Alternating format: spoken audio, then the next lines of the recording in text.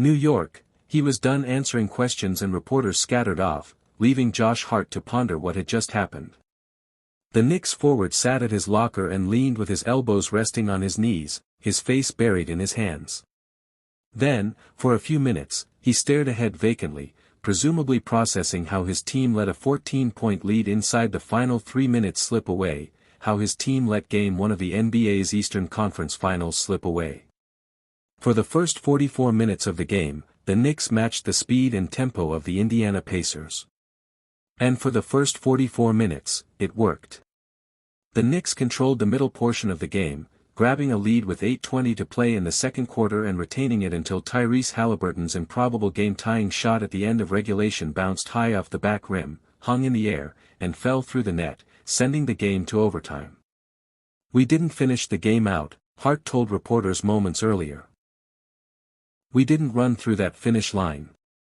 I feel like defensively we let off the gas, the intensity and physicality wasn't there.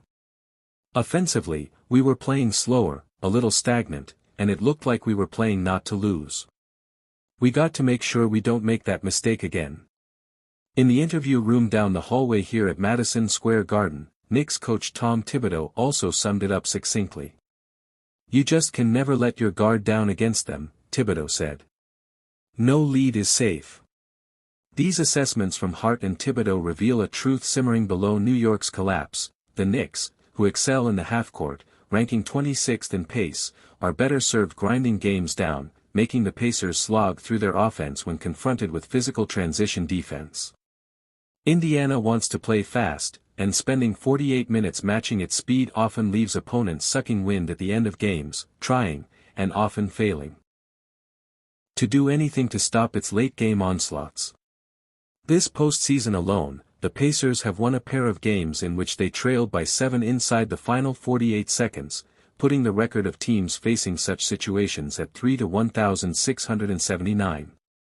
On Wednesday, the Knicks scored 69 points in the first half, tying a franchise record for most in a half of a playoff game.